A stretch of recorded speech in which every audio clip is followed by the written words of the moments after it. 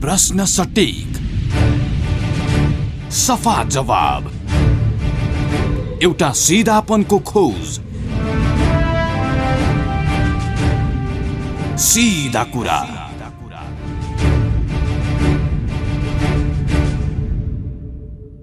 हार्दिक स्वागत छ कार्यक्रम सीधा कुरामा। उपस्थित छु खेम्बम। सीधा कुरा तपाईँ यतिखेर काठमाडौँको केन्द्रीय स्टुडियो बानेश्वरदेखि क्यापिटल एफएम 92.4 मेगाहर्ज, त्यस्तै गरी पूर्व मोरङमा रेडियो सारङ्गी 101.3 मेगाहर्ज र पश्चिम पोखरामा रेडियो सारङ्गी 93.8 मेगाहर्ज लगायत www.cfmonier.com मार्फत तपाईँ विश्वभर सुनिरहनु भएको छ। हाम्रो पात्रमा क्यापिटल एफएम 92.4 मेगाहर्ज तपाईँ सुन्न सक्नुहुन्छ र क्यापिटल एचडी टिभी मार्फत पनि हामीलाई सुन्न सक्नुहुनेछ।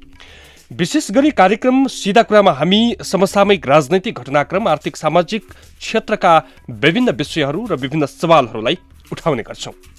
आज पनि हामीले एउटा यस्तो विषय उठाएका छौँ र जुन राजनीतिकसँग सम्बन्धित छ र नेपालमा अहिले पछिल्लो समय भइरहेका राजनीतिक घटनाक्रम र राजनीतिक परिवर्तनका विषयमा रहेर हामी धेरै दिन यतादेखि चर्चा अनि परिचर्चा गरिरहेका छौँ।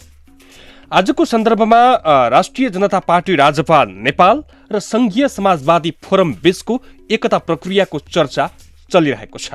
अहिले फोरम र राजपा बीचको एकता प्रक्रिया कहाँ पुग्यो र विशेष गरी सरकारको समर्थन फिर्ता लिइसकेको राजपाको अहिलेको स्थितिमा उसको कार्यदिशा के छ, कसरी राजपा अगाडि बढिरहेको छ। राजपाले वैशाखभित्रै आफ्नो महाधिवेशन गर्ने एक किसिमले तयारी गरेको छ, तर त्यो महाधिवेशनको तयारी कहाँसम्म पुग्यो, यिनी विषयमा यिनै सन्दर्भमा हामी कुराकानी गर्छौँ। आजको कुराकानीका निम्ति मैले मेरा अतिथि निम्ति आएको छु राष्ट्रिय जनता पार्टी राजपा नेपालका महासचिव केशव झा। झाजी, यहाँलाई स्वागत छ कार्यक्रम सीधा कुरामा। हजुर, धन्यवाद। तपाईहरु पनि संघीय समाजवादी फोरमसँग एकताको तयारीमै हुनुहुन्छ रे, कहाँ पुग्यो एकता प्रक्रिया? सुरुमा मैले यहाँलाई सोधेँ। अब एकीकरणको सन्दर्भमा कुरा गर्दाखेरि अहिले औपचारिक रूपमै पत्रहरू आदान प्रदान भइरहेको अवस्था छ। हामीले पनि अब एकीकरणको निम्ति यद्यपि हामी चाहिँ प्रतिपक्षमा छौँ, उहाँहरू सत्ता पक्षमा हुनुहुन्छ, त्यसकारण सत्ता पक्ष र प्रतिपक्षको बिचमा कसरी एकीकरण हुन सक्छ भनेर हामीले उहाँहरूको पत्रको जवाब फर्काएका थियौँ। अनि उहाँहरूले पनि होइन, यसलाई चाहिँ शर्त नबनाऊ, नीति सिद्धान्त विचार मिल्छ भन्ने पार्टी एकीकरणलाई अगाडि बढाउँ भन्नुभएको छ। अनि त्यस विषयमा अब उहाँहरूले फेरि पत्रचार गरिसकेपछि अब यता हाम्रो अध्यक्ष मण्डलको बैठक गरेर अब चाहिँ कसरी अगाडि बढ्ने भन्ने विषयमा छलफल होला।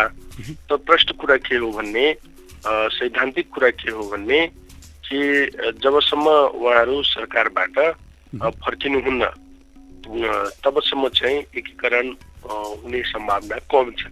तपाईले यो भनिरहँदा फोरमका अध्यक्ष अलि बढी सत्ता प्यासी, सत्ता लिप्सा हुनुहुन्छ। उहाँले सरकार छाड्नु होला त कि सरकारमै छँदै आफ्ना एजेन्डाहरू एक किसिमले राखेर चाहिँ एकता प्रक्रिया अगाडि बढ्ला?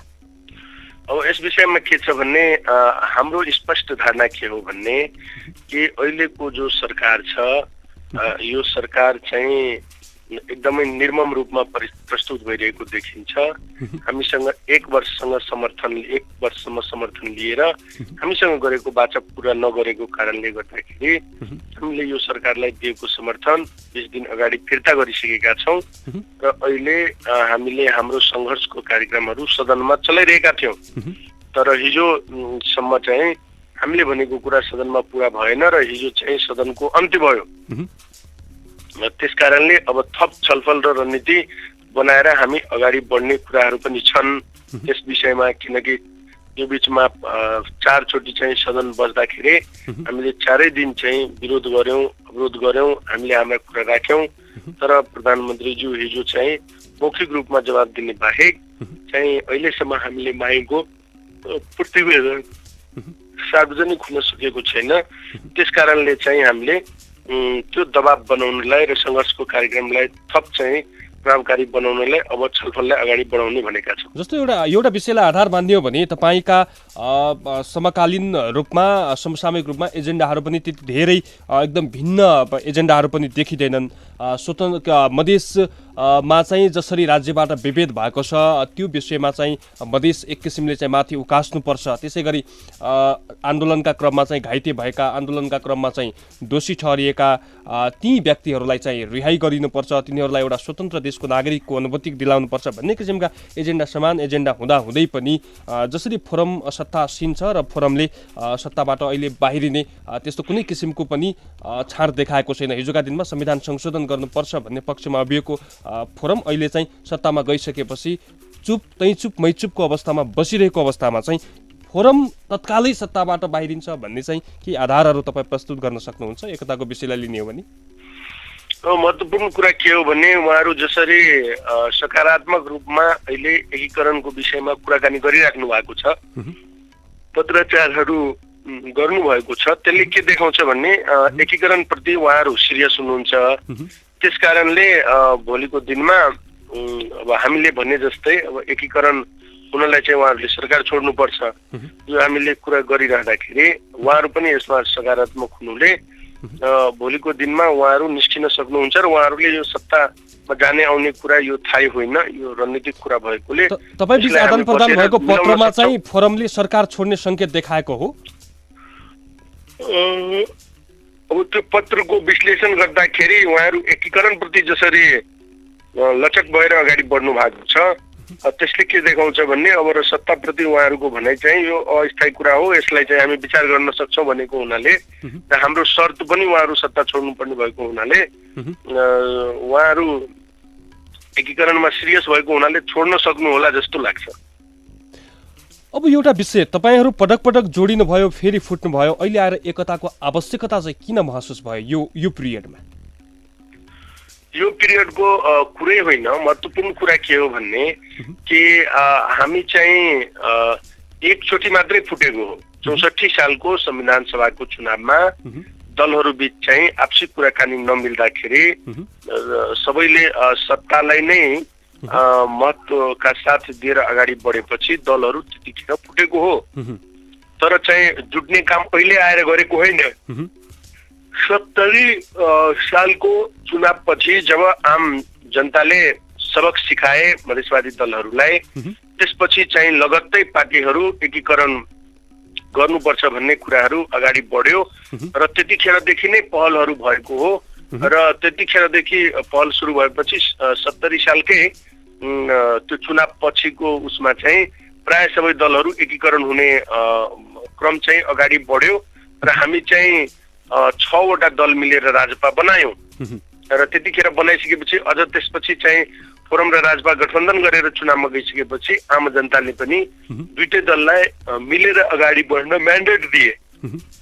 त्यस कारणले त्यो भइसकेपछि चुनाव लगत्तै हामीले चाहिँ मिल्नुपर्छ भनेर आग्रह गरेका थियौँ। उहाँहरूले पनि होइन मिल्ने भनेर भन्नुभयो, तर उहाँहरू सरकारमा सहभागी हुनुभयो।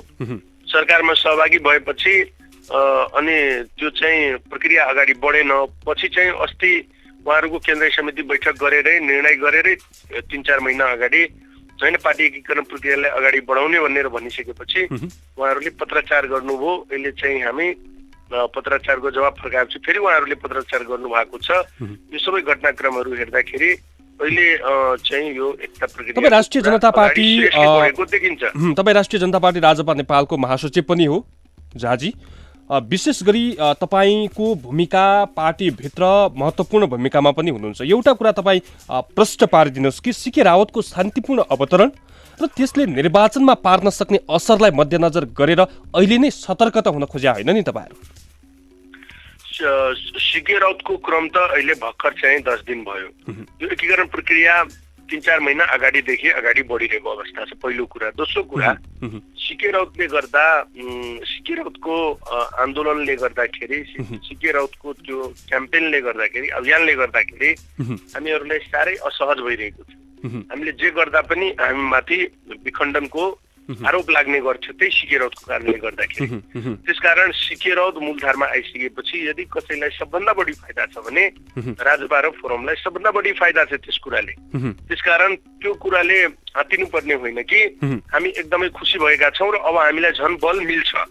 र यो कुरा उसको यदि हामीले त्यहाँ अवस्थालाई यदि विश्लेषण गर्ने हो भने त हिजोको दिनमा सिके राउतसँग जोडिएको ग्रुप चाहिँ को हो भन्ने कि जयकृष्ण गोइतले स्वतन्त्र मधेस तराईको लागि सशस्त्र जनयुद्ध नै गरिरहेका छन्, भूमिगत छन् र उनीसँग लागेका कार्यकर्ताहरूले आफ्नो ज्यानको जोखिम देखेको हुनाले सिके राउतसँग मिलेर अगाडि बढे। त्यहाँ चाहिँ उनको शान्तिपूर्ण आन्दोलन त्यही एजेन्डाको लागि शान्तिपूर्ण आन्दोलन भएको हुनाले सिके गोइतसँग भएको कार्यकर्ताहरू यता जोडिए।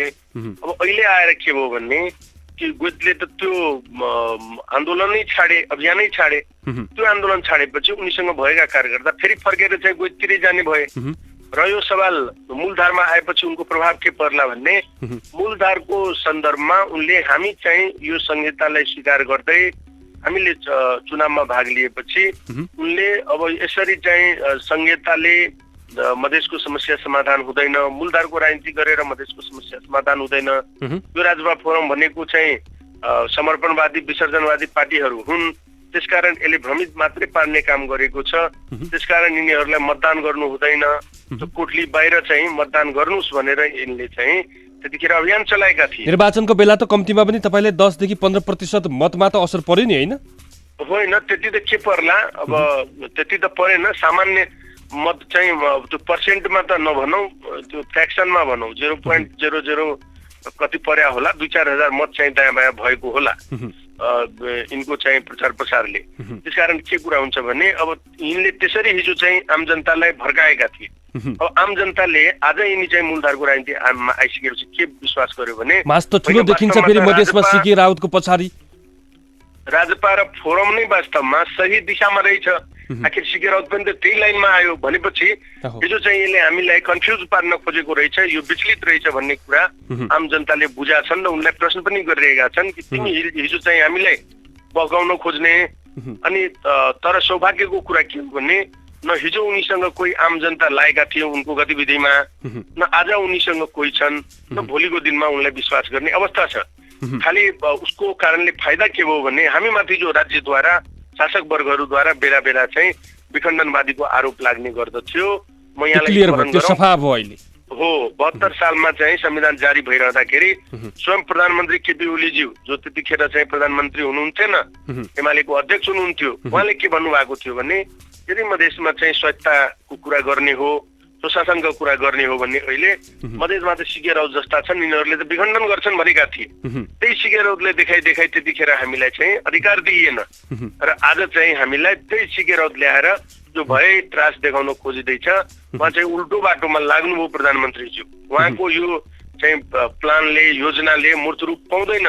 मधेसी जनता यो मुलुकमा राष्ट्रियता र राष्ट्रिय एकताको सवालमा एक ढिक्का भएर सधैँ अगाडि बढेको जनता हो। त्यसकारण यो चाललाई, यो गतिविधिलाई, यो षड्यन्त्रलाई आम जनताले बुझेका छन् र यसमा कोही फस्नेवाला पनि छैन। तपाईले यो भनिरहँदाखेरि, तपाईले संघीय समाजवादी फोरमसँग एकताको प्रक्रियालाई अगाडि बढाइरहँदाखेरि भोलि चाहिँ तपाईँ र संघीय समाजवादी फोरम बीच एकता भइसकेपछि त समायोजनका कुराहरू पनि आउलान्, त्यो एकातिरको पाटो रहला। तर तपाईँका एजेन्डालाई नै सरकारले लत्याएर जसरी सिके रावतलाई काउन्टर दिइरहेको अवस्थामा फोरमले ठुलो हेरेर सत्तामा बसिरहन त सक्नु नपर्ने हो नि त। तपाईँ कसरी पोजिटिभ रेस्पोन्स आयो भनिरहनु भएको छ? होइन, अब त्यो त फोरममाथि डिपेन्ड गर्छ। हेर्नुहोस्, इतिहासको कालखण्डमा समयले कसैलाई कुरेर बस्दैन। तपाईँले समयको महत्त्व दिनु भएन भन्ने समयले पनि तपाईँलाई महत्त्व दिँदैन। त्यही स्वयं फोरमै पार्टी हो जो त्यतिखेर चाहिँ 63 सालमा अन्तरिम संविधान जारी भइरहँदाखेरि फोरम चाहिँ एउटा एनजिओको रूपमा थियो। संयोगवश हामी पनि त्यही फोरममै थियौँ र त्यतिखेर भएको तत्कालीन पार्टी भनेको सद्भावना पार्टी थियो, जसले अन्तरिम संविधान जारी हुँदाखेरि त्यसमा संहिता र समावेशताको कुरा नलेखिँदा चुपचाप भएर बस्दियो सद्भावना पार्टी र फोरमले चाहिँ आन्दोलन थाल्यो, जलाएर अन्तरिम संविधान, संघर्ष सुरु हो, बलिदानीको यात्रा सुरु भयो र चाहिँ ठुलो जनविद्रोह भयो जसको नेतृत्व फोरमले गर्न पायो र फोरम स्थापित भएर 64 सालको संविधान सभाको चुनावमा सबभन्दा ठुलो पार्टी भएर आयो। त्यो जनताले त्यसरी विश्वास गरेर पठाए। आजको दिनमा पनि राष्ट्रियता र राष्ट्रिय एकतालाई एकातिर राखेर विखण्डनवादीहरूलाई समाएर जसरी अगाडि बढ्ने प्रयत्न भयो र उसको नाममा राष्ट्रियता र राष्ट्रिय एकता बलियो पार्नलाई यो मुलुकमा सङ्घर्ष गरिरहेको शान्तिपूर्ण सङ्घर्ष गर्ने पक्षहरूलाई जसरी चाहिँ व्यवस्था गरेर अगाडि बढ्ने काम भयो यसले चाहिँ भोलिको दिनमा ठुलो दुर्घटना त निम्त्याउँछ नै र सँगसँगै जसले यो कुराको आभास गर्न सक्दैन, जसले यो कुरा बुझ्न सक्दैन र जसले यो उत्पीडित आदिवासी मधेसी जनजाति सबैको खस आर्य लगायत जो पनि पीडित छन् तिनीहरूको आवाज बुलन्द गर्ने गरी जो हामीले यो अहिलेको सङ्घर्ष राष्ट्रियता र राष्ट्रिय एकतालाई बलियो बनाउनलाई अगाडि बढाउँदैछौँ यसमा जो साथ दिँदैनन्, जो पछाडि पर्छन् तिनलाई आम नेपाली जनताले, न्यायप्रेमी जनताले, राष्ट्रवादी नेपाली जनताले चाहिँ सबक सिकाउँछ भन्ने हाम्रो मान्यता हो। जस्तो यो एक तवरले चाहिँ अर्थ्याउँदाखेरि केशवजी एकता गराएर तपाईँलाई पनि कतै सरकारसँग टचिङ गराउने अर्को प्रोपोगन्डा त होइन नि यो?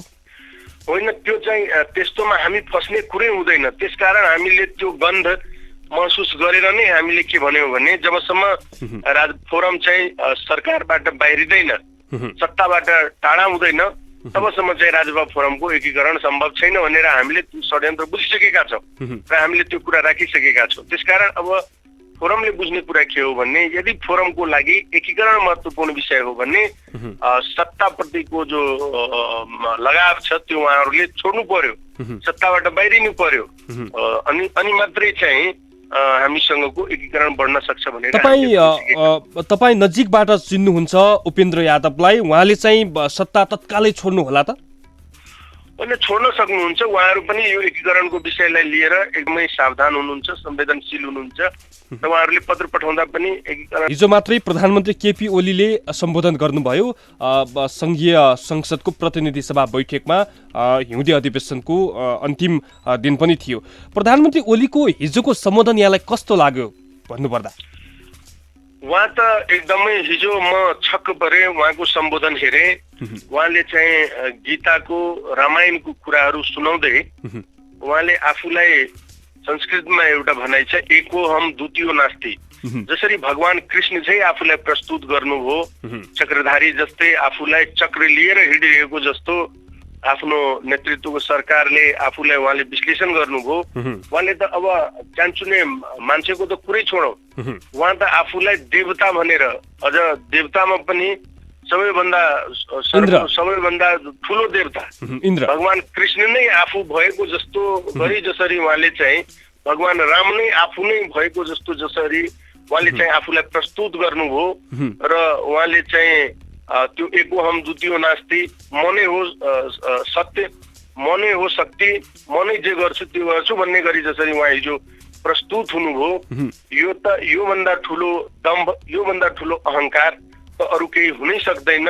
हिजो त्यो सम्बोधन हेर्दै गर्दाखेरि मलाई त यो कुरा पनि सम्झेर लाज लाग्यो कि उहाँ नै हो कि कुनै बेला पञ्चायतको विरुद्धमा यो देशमा सङ्घर्ष गरेर लडेर 14-15 वर्ष जेल बसेर यो कुशासनको विरुद्धमा लडेको व्यक्ति उहाँ नै हो जस्तो मलाई त्यो सम्झिन पनि हिजो मलाई लाज लाग्यो। तपाईँले यो भनिरहँदा उहाँले चालेका कदम, सिकेको मूलधारको राजनीति, विप्लव आतंकको अन्त्य, निरङ्कुश राजतन्त्र फर्काउन नसकिने, भ्रष्टाचारमा शून्य सहनशीलता, यी यावत विषय त चित्त बुझ्दा छैनन् र? अब यसै गरी म यहाँलाई स्मरण गरौँ, जतिखेर 52 सालमा चाहिँ माओवादीले जनयुद्धको घोषणा गरेर प्रवेश गरे जनयुद्धमा, त्यतिखेरका पनि तात्कालीन सरकारमा रहेका नेताहरूले के भन्थे भनेपछि यो त केही होइन, यसलाई त यतिकै सकाउँछु, यतिकै समाप्त पार्छु, कहाँ राज्यको अगाडि चाहिँ यो भारे भौरे शक्ति टिक्न सक्छन् भनेर खुब दम्ब देखाए। नभन्दै नेपाल चाहिँ 2 वर्षभित्रमै त्यतिखेर पुरै आक्रान्त बन्यो, समानान्तर सरकारहरू चल्न थाले। त्यो उदाहरण हामीसँग अझै पनि छ। त्यसकारण मलाई के लाग्छ भने आखिर विप्लव चाहिँ किन त्यो बाटो रोजे, विप्लव किन चाहिँ त्यो आन्दोलनमा गए, अहिले सङ्घर्षमा गए, त्यसको कारण पत्ता लगाएर हामीले चाहिँ उपचार नखोज्ने, र हामी चाहिँ त्यो एन्टिबायोटिक्स खाएर पेलेरै औषधि निको पार्छु भन्नुभयो भने त्यसले त हाई डोजले त फेरि किडनी ड्यामेज पार्छ। त्यो विप्लवका पछिल्ला गतिविधिहरू त आतंक फैलाउने, जनतालाई त्रास दिने, चन्दा आतंक फैलाउने। हिजो मात्रै तपाईँले एउटा समाचार सुन्नुभयो होला, हामीले बिहान पनि प्रसारण गर्यौं, 14 गतेभित्र 10 लाख रुपियाँ जसरी पनि तयार पार्नु भन्ने किसिमका पत्र पठाउने। यी खाले गतिविधिहरू त राष्ट्रका निम्ति त सही हुँदैनन् नि, होइन केशवजी? तपाईँ पनि एउटा राष्ट्रनायक हो। के हो भनेपछि कि सत्य कुरा के हो भनेपछि विप्लवजीको जो गतिविधिहरू अहिले जसरी भइरहेको छ त्यो ठिक होइन, त्यो राम्रो होइन। राजनीतिमा यसरी दबाब दिएर कसैलाई आफ्नो विचारसँग सहमत गराएर अगाडि बढ्नु हुँदैन। हिजो मात्र स्थानीय तहका कर्मचारीले चाहिँ त्यो कार्यालय छोडेर सदरमुकाम फर्किएका घटनाहरू त यहाँले पढ्नु भएको छ नि। मैले सबै पढाएको छु, तर मैले भन्न के खोजेको हो भने कि हामी त्यसको कारणतिर जाउँ। उहाँले गरेको गतिविधि ठिक छैन र पनि सरकारले त पटक पटक वार्ताको लागि त उहाँहरूलाई आग्रह गरेका छ नि, पटक पटक वार्तामा आउनुहोस्, हतियार बुझाउनुहोस् भनेर त बारम्बार भनिरहेको अवस्था होइन? वार्ता त्यसरी हुँदैन नि। हतियार बुझाउनुहोस् उ गर्छु भनेर त्यो जसरी चाहिँ पेलेर एकतर्फी रूपमा कुरा गर्दैछन्, यो तरिकाले चाहिँ कुनै पनि शक्तिलाई गलाएर वार्तामा ल्याउन सकिँदैन, बरु त्यो चाहिँ झन् आक्रामक हुँदै जान्छ। सरकारको यो रणनीति त विप्लवलाई झन् चाहिँ उक्साएको जस्तो देखिन्छ। विप्लवलाई उक्साएर आम जनतालाई दुख पार्न दिने कामहरू भइरहेको छ। त्यसकारण प्रधानमन्त्रीज्यू यसमा संवेदनशील हुनुपर्छ। उहाँले जसरी हिजो जस्तो अहंकार र दम्भ प्रदर्शन गर्नु हुँदैन। उहाँले यो कुरालाई चाहिँ मिलाउनलाई राज्यको विभिन्न निकाय हुन्छ, आन्तरिक रूपमा विभिन्न किसिमको कुराहरू गरेर जसरी त्यतिखेर माओवादीको जनयुद्ध हुँदाखेरि अहिले के स्थिति छ र योभन्दा भयावह थियो नि। तपाईँ स्मरण गर्नुहोस् न, तपाईँ बिहान घरबाट निस्किँदाखेरि बेलुका घर फर्किन्छु भन्ने त आशै हुन्थेन मान्छेमा। त्यस्तो आक्रान्त स्थितिमा हुँदाखेरि त वार्ता र संवाद गरेर हामी आजसम्मको यात्रा तय गर्यौं नि त। प्रधानमन्त्रीले त हिजो भनिसक्नुभयो, लुरु हतियार बोकेर आउनुहोस् तब मात्रै सम्झौता हुन्छ, ब्याग गियर छैन। उहाँको शब्दावली हेर्नुहोस् त, लुरु हतियार बोकेर आउनुहोस् रे, ब्याग गियर छैन। कोही हतियारै बोकेको शक्ति चाहिँ लुरु हतियार बोकेर आउँछ कि ड्याङ्का ड्याङ्क पड्काउँदै आउँछ? ब्याग गियर पनि छैन रे फेरि सरकारसँग। अनि उहाँले चाहिँ ब्याग गियर देख्नु भएको छैन भने उहाँको यो अहंकारपूर्ण बोलीले विप्लव झनै आक्रामक हुने भयो। आक्रामक भएपछि आम जनताले झन् बढी दुःख पाउने भयो। त जो सरकार आम जनताको लागि बनेको हुन्छ, आम जनताको पीडा जो सरकारलाई महसुस हुन्छ, त्यो सरकार नै आम जनताको भाषा बोलेर समाधानतिर जान्छ। यो त तस्करहरूको सरकार, यो त भ्रष्टाचारीहरूको सरकार होइन, यो त एकदम पुरै चाहिँ देशलाई अधिनायकवादतर्फ लान खोजेको जस्तो देखिन्छ। यो एकात्मक शासन व्यवस्थालाई फर्काउने षड्यन्त्र देखिन्छ। यो चाहिँ संहिता विरोधी गतिविधि गरिरहेको यो सरकारको चाहिँ गतिविधिहरू देखिन्छ। त्यस कारणले यो सरकार आम जनताप्रति संवेदनशीलै छैन। त्यसकारण चाहिँ अहंकारमा फसेको सरकारले आम जनताको दुख पीडा केही देख्नै सकिरहेको छैन। प्रधानमन्त्रीज्यूले हिजो यो एउटा कुरा भन्नुभयो, राजतन्त्र फर्काउनु पर्छ, राज संस्था मुलुकमा चाहिन्छ भनेर जसरी चाहिँ नारा लगाइरहेका छन्, जसरी चाहिँ जनतालाई आश्वस्त पारिरहेका छन्, यो चाहिँ लोकतन्त्र हुने होइन, निरङ्कुश राजतन्त्र फर्काउनु हुँदैन भनेर चाहिँ हामी चाहिँ यसरी लागिरहँदा चाहिँ अधिनायकवादी हुने, यो पनि भन्न मिल्छ भनेर उहाँले प्रश्न गर्नुभयो। यो जायज प्रश्न होइन? होइन, व्यवहारमा चाहिँ उहाँको कुरा त के गर्ने, उहाँ त कतिखेर के बोल्नुहुन्छ, त्यो बोलाइको पछाडि त जानै हुँदैन। उहाँ नै होइन र हामी 62-63 सालमा चाहिँ जनआन्दोलनमा लागिरहँदाखेरि, हामी यो देशमा गणतन्त्रको निम्ति लडिरहँदाखेरि उहाँले नै होइन भनेको कि यो गणतन्त्र पुग्नु भनेको त बैलगाडा चढेर अमेरिका पुग्नु जस्तो हो, असम्भव मानेको व्यक्ति होइन उहाँ। उहाँ त हिजो कहाँ लड्न आउनु भएको थियो यो गणतन्त्रको निम्ति त। तर यो देशमा त मान्छेलाई नैतिकताको त राजनीति नै छैन नि। गणतन्त्र नेपाल घोषणा भएपछि, यो देशमा संविधान जारी भएपछि पहिलो प्रधानमन्त्री बन्न आउनुभयो उहाँ। त्यतिखेर उहाँले भन्नुपर्थ्यो नि, म जान्न, मैले त यो गणतन्त्र रुचाएको पनि होइन, संहिता रुचाएको पनि होइन, नैतिकताले दिँदैन, म यसको पछाडि जान्न भनेर पनि उहाँले चाहिँ कट्सी मेन्टेन गर्नु भएन। उहाँ त जे पाए पनि त्यो भकुर्ने खालको देख्नु हो। अनि त्यस कारणले चाहिँ के हुन्छ भनेपछि उहाँको कुनै कुराको कुनै अर्थै हुँदैन। उहाँ कतिखेर के बोल्नुहुन्छ, उहाँको कुनै विश्वसनीयता छैन। देशमा मान्छेलाई देश दुनियाँ हेर्नुभयो भने राजनीतिमा बोलेको कुरा नहुनु बित्तिकै मान्छे नैतिकताको आधारमा राजीनामा दिन्छ। यो सरकारलाई त कुनै नैतिकतै छैन। आज निर्मलाको हत्याकाण्ड भएको कति दिन भयो, बलात्कार भएको कति दिन भयो, 7 महिनाभन्दा बढी भइसक्यो। यो सरकार चुप लागेर निर्लज जस्तो यसरी बस्न पाइन्छ? जनताको यदि चिन्ता भएको भए त तत्काल सरकार छाडेर अगाडि बढ्थे नि। मैले गर्न सकिनँ, अब ल चलाउनुहोस्, कसले गर्न सक्नुहुन्छ गर्नुहोस् भनेर भन्थे। अनि फुर्ती लाउने, सुनको पत्ता लगाए भनेर हिजो फुर्ती लाउँदै हुनुहुन्थ्यो। 33 किलो सुनको अपराधीहरूलाई 74 जनालाई कारबाही गरे भने खै त 33 किलो सरकारले ट्र्याक त खोल्यो नि। होइन कहाँको के को खोल्छ, खै त 33 किलो सुनको अत्तो पत्तो छैन अनि 74 जनालाई जेल हालिदियो भनेर यसरी चाहिँ नचाहिने काम गर्न पाइन्छ? हामी अन्तिमतिर छौँ झाजी। जस्तो मैले अब मैले अलिकति तपाईँलाई मोडे महाधिवेशन वैशाखभित्रै गर्ने जसरी तपाईँले तयारी गरिरहनु भएको छ, एकातिर फोरमको एकताको प्रक्रिया छ, यसले चाहिँ महाधिवेशनमा के असर पर्छ कि? होइन, यस्तो छ, महाधिवेशन त अब फोरमको पनि 28, 29, 30 गते छ वैशाखको, हाम्रो चाहिँ वैशाख 7, 8, 9 गते छ। अब यो बिचमा हामीले चाहिँ एउटा पार्टी राष्ट्रिय जनमुक्ति पार्टी जसको सहअध्यक्ष मानदोज ब्लोनको नेतृत्वमा त्यो पार्टीलाई एकीकरण गराएका छौँ होइन। अब त्यो गराउँदाखेरि उहाँहरूले अलिकति टाइम चाहिन्छ भन्नुभएको थियो, जसको निम्ति हामीले यो चाहिँ 15 दिन उहाँहरूलाई टाइम दिएर सदस्यता अभियानलाई 15 दिनसम्मलाई बढायौँ। अनि त्यो गरेको हुनाले अब चाहिँ वैशाखको 7, 8, 9 गते नै महाधिवेशन हुन सक्ने सम्भावना अलिकति कम देखिन्छ। तर वैशाखमै चाहिँ हामी महाधिवेशन गर्छौँ। अब विशेष महाधिवेशन गरेर भए पनि हामी चाहिँ महाधिवेशन गरेर पार्टीमा जो विभिन्न धारहरू छ त्यसलाई चाहिँ एक धार बनाएर एकीकृत गरेर पार्टी अगाडि बढ्नुपर्ने हामीलाई पनि चुनौती छ। त्यो काम हामीले वैशाखभित्र जसरी पनि सघाउनु पर्ने नै छ। अन्तमा पछिल्लो समय नेतृत्वको कार्यशैलीले कार्यकर्तामा निराशा आएको हो त भनेर भन्दा तपाईहरूकै अध्यक्ष मण्डलको बारम्बार फेरबदल पदको लालसाले त दिगो भविष्य खोज्नेहरू त पार्टीभित्र त समस्यामा परे नि होइन। यो आरोप चाहिँ नेतृत्वमाथि आइरहेछ नि। यसलाई पदको लोलुपता भन्दैन। पद लोलुप भनेकै के हो भनेपछि एउटै मान्छे जब टाँसिरहन्छ नि त्यसलाई पदको लोलुप भनिन्छ।